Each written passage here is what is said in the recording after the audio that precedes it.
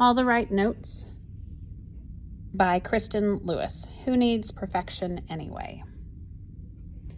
When Genevieve Jordan played the tenor saxophone, she forgot about spilling grape soda on her white sneakers. She forgot about her wrong answer to that question about ribosomes. She forgot about her friends going to Starbucks without her. When Genevieve played the sax, her shoulders relaxed and the corners of her eyes crinkled up. When she hit a bad note, which was often, she laughed. But when Genevieve played the tenor sax, the three other kids in music elective did not laugh. Their shoulders did not relax. Their eyes did not crinkle up. When Genevieve practiced her scales, Encore Rosgen stared at his trumpet and tried not to cringe. Josh Francis belched out notes on his tuba loud enough to drown her out. Tara Smith took to cleaning her piccolo with the hyper-focus of a surgeon operating on a heart. Encore, Josh, and Tara were in the school's marching band and had been playing their musical instruments for years. They felt bad for Genevieve, who, before this class, had never played a single note in her life. On the first day of music elective, Mr. Thomas let Genevieve pick an instrument to learn.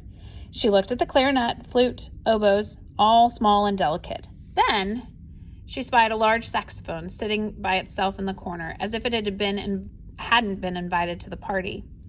"The tenor sax," Mr. Thomas said, following her eyes. "It is a very misunderstood instrument," he added. Genevieve picked it up. She liked that it was shiny and heavy and took some music muscle to hold. Mr. Thomas showed her how to attach the reed and purse her lips to make the notes. The more she played, the more she liked the feel of the keys opening and closing under her fingers and the challenge of timing her breath so she wouldn't get lightheaded. As the weeks passed, she liked that she could almost play Three Blind Mice all the way through without squeaking. But it was more than just those things. She liked that the music room had a musty old carpet and water-stained walls. She liked how Tara's fingers moved hummingbird fast on her piccolo, and how, when Josh bellowed in the tuba, it felt like a thunderstorm under her feet. She liked how Encore was frustrated. She liked how when Encore was frustrated, he circled the room muttering and eating string cheese. She liked how Mr. Thomas tapped his foot all the time, even when no music was being played, because there was always music playing inside of him. "Genevieve," Mr. Thomas said one day, "the band kids had a big concert coming up, so Mr. Thomas had given them the period to practice on their own. But no music, aside from Genevieve's, was actually being played. Encore was circling the room with his cheese. Tara was rubbing her fingers. Josh was glaring at a piece of sheet music like it had just insulted him. "How do you feel it's going?" Mr. Thomas asked. His foot wasn't tapping at all. "What do you mean?" she asked brightly. "Your work ethic is commendable, but do you feel you're improving?" Genevieve shrugged. "Sure." "Well, I was wondering if you might like to try something new." "The triangle?" "Why? I like the tenor sax." Mr. Thomas nodded. "I know I'm not very good," she stated, watching a rain cloud pass over Mr. Thomas's face. Genevieve blew a note that came out as an ear-piercing honk. Then she started to laugh.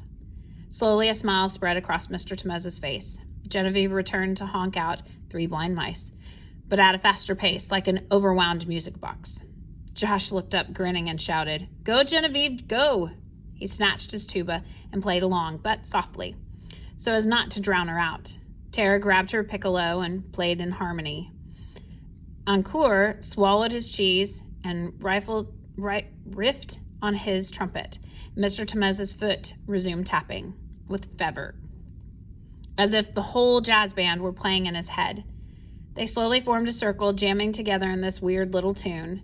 Mr. Thomas sprang to the door and opened it, gesturing for them to file out behind him, and off they marched into the afternoon sunshine. Josh, his tuba thundering, Encore, his notes as smooth as silk, Tara, her fingers hummingbird fast, and of course, Genevieve, her pitch flat, her tempo uneven, but every few steps she bent her knees deeply and gave a dramatic whirl. When they reached the schoolyard, their song floated into the air. It wasn't the most perfect or the most beautiful. In fact, it wasn't at all perfect, and not even a little bit beautiful. But their eyes crinkled up and their shoulders relaxed, and to everyone who listened, it sounded like joy.